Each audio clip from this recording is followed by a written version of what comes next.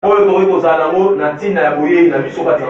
dire dans le nom de Jésus, nous sommes réellement dans le plan de Dieu. Et que c'est l'Éternel lui-même qui nous conduit, qui nous guide, et restera le guide infaillible. Parce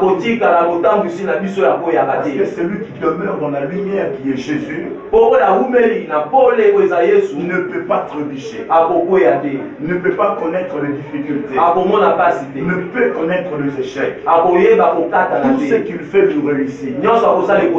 Parce que celui qui est aimé de Dieu, en qui le Père avait témoigné son amour habitant en lui, habite nos cœurs. Et du fait qu'il est avec nous une seule personne, lui en nous, nous en lui, partout nous mettons nos pieds, et Dieu nous appartiendra. Voilà pourquoi nous devons nous réjouir de notre présence. Le commencement a été certes difficile, avec beaucoup de doutes, hésitatifs, mais le consolateur était là pour nous consoler. Le consolateur était là pour affermir notre foi. Le consolateur était là pour nous ouvrir les yeux de l'esprit, pour que nous ne puissions pas marcher selon la vue des hommes, mais nous marchions selon l'esprit, donc par la foi. Alors le monde des ténèbres et le monde des ténèbres et le monde qui nous entoure peuvent mépriser ces moments. Mais Dieu ne le méprise pas. Comme il s'est adressé à Zorobabel, qui devrait effectivement rebâtir la maison de Dieu. C'est vrai qu'il y avait des Tobija, des Sambala, comme on s'étend ici, qui ne manquent jamais dans de telles circonstances. Mais il lui a été dit ceci. Et ce ne sera pas par la force, et ce ne sera pas par son intelligence, ni parce qu'il a des diplômes, ni parce qu'il a des capacités de naissance, parce que l'homme en lui-même, il est né intelligent, il est né doté de capacités, il est né doté de compétences. Il lui faut l'esprit de Dieu, et toute cette richesse naturelle en lui devienne une réalité et une bénédiction au profit des nations, au profit des gens de ce lieu. Voilà pourquoi nous devons toujours marcher par la foi. Et dans le nom de Jésus, nous allons déraciner tout ce que l'ennemi a semé dans le cœur des fils des hommes, dans le cœur des filles des hommes, afin que Christ ressuscité des morts soit le centre de vie de tous. Au nom de Jésus. Aussi les actes des apôtres que nous venons d'aborder. Dans notre lecture, nous voyons Paul demander de pouvoir s'exprimer devant le roi Agrippa. Du fait qu'il y avait des accusations portées sur sa personne, en conflit avec les pharisiens, dont nous connaissons les comportements, et leur nom qui signifie tout simplement séparé. Et nous comprenons que ce sont des gens qui n'aiment pas l'unité. Parce que le diable, dans son habitude, il aime bien séparer pour bien régner. Alors, depuis le temps de Jésus, ces pharisiens dans les comportements sataniques, ils avaient l'habitude de séparer le Christ avec la foule. C'est ainsi qu'il est né parmi la foule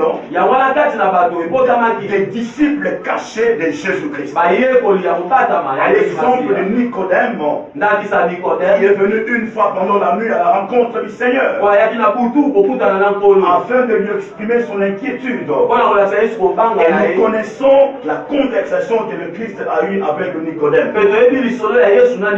Il y avait encore d'autres disciples cachés de Jésus. Les autres personnes aussi refusaient de suivre le Seigneur de peur d'être exclus de la synagogue. synagogue. Mais certes, ils étaient toujours des disciples cachés du Seigneur. Et je crois dans le nom de Jésus, au jour de la Pentecôte, lorsque l'Esprit de Dieu est descendu sur eux, les disciples cachés de Jésus étaient là. Au départ, nous avions connu que 12 apôtres. En soustrayant Judas les traîtres, et il y a eu Matthias qui est venu remplacer. La Bible nous dit qu'ils étaient au nombre de 120 dans la chambre haute. Nous pouvons confirmer la présence de disciples cachés de Jésus dans cette chambre haute. Même si la Bible ne le dit pas. Mais au moment où ils ont reçu le Saint-Esprit, la peur les a quittés. Ils ne se sont plus cachés. Le Saint-Esprit les a fait sortir en dehors de la maison. Et du fait qu'il y avait une fête en Jérusalem, les gens qui venaient de tout part pour festoyer à l'honneur de l'Éternel, pour donner des offrandes, pour manifester leur reconnaissance envers Dieu, du fait qu'ils venaient de faire de belles récoltes. Mais ils ne savaient pas que les choses avaient déjà changé. Ils ne savaient pas que la fête ne serait plus le même. C'est vrai que les Juifs de la diaspora venaient tous fêter en Jérusalem. Et en ce sens, nous comprenons réellement la véritable fête des enfants de Dieu. La véritable fête pour les nations. C'est être rempli du Saint-Esprit. C'est être habité par le Messie.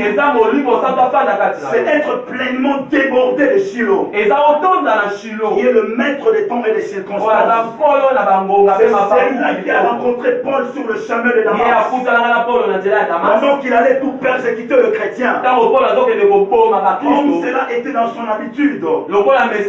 La Bible nous révèle réellement que la mort d'Étienne, Paul le connaissait. On est venu déposer à ses pieds le vêtement d'Étienne, qui est mort par lapidation. Et c'est vrai qu'aujourd'hui, les gens du monde des ténèbres se réjouissent d'avoir détruit une église. C'est vrai que les gens de ce monde se réjouissent lorsqu'ils voient une église être divisée en plusieurs morceaux. Et le diable, dans sa manigance, voyant toujours en fraction, il use les efforts pour essayer d'infiltrer le corps du Christ. Voilà pourquoi je demande, mes amis, dans le Seigneur, de nous fortifier par la force toute puissante de Christ, et de nous revêtir de toutes les armes de l'esprit, afin de tenir ferme contre le risque du diable, afin de résister à la puissance du monde pandémonium, qui cependant est en train d'envahir tout Kinshasa par la présence des francs-maçons, par la présence des Rosicruciens, et aussi la sorcellerie implantée depuis des siècles. Avant l'existence de nos pères, la sorcellerie a toujours existé dans ce pays. Et ce pouvoir de la sorcellerie, son œuvre est d'appauvrir l'homme. Je ne parle pas de la pauvreté matérielle. Je parle de la pauvreté spirituelle.